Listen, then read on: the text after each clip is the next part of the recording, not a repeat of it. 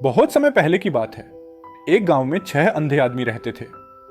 वे हमेशा चीजों को जानने और समझने के लिए उत्सुक रहते थे, लेकिन उनकी दृष्टिहीनता के कारण वे केवल चीजों को छूकर ही समझ सकते थे। एक दिन गांव में एक विशाल हाथी लाया गया।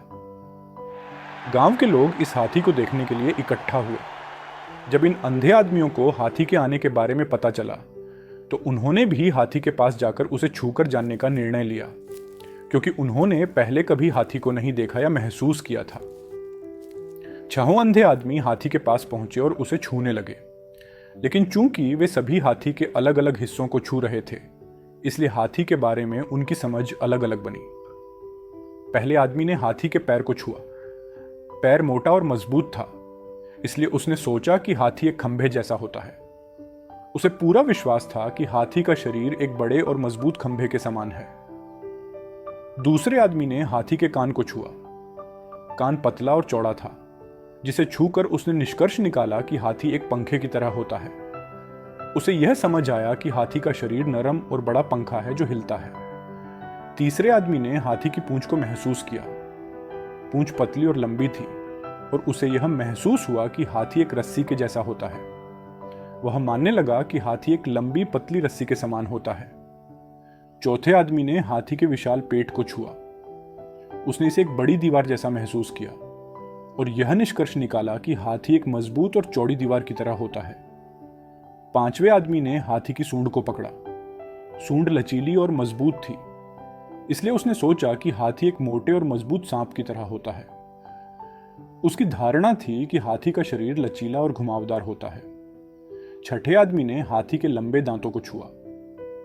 दांत कठोर और नुकीले थे, जिसे महसूस कर उसने निष्कर्ष निकाला कि हाथी एक भाले के जैसा होता है। अब चूंकि इन सभी आदमियों ने हाथी के अलग अलग हिस्सों को छुआ था, उनकी समझ भी अलग अलग थी। जब वे एक दूसरे से बात करने लगे तो बहस शुरू हो गई।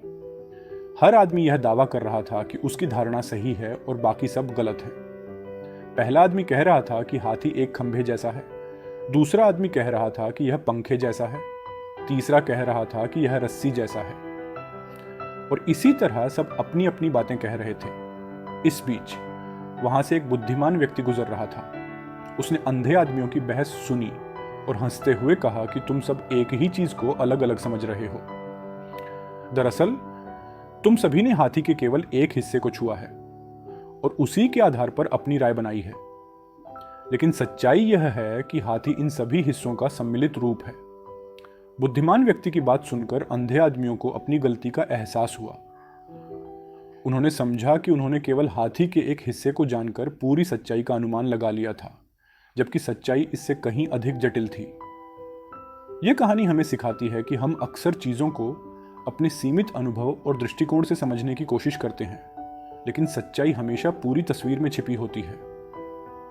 जब हम केवल एक पहलू पर ध्यान देते हैं तो हम असली सत्य से दूर हो जाते हैं।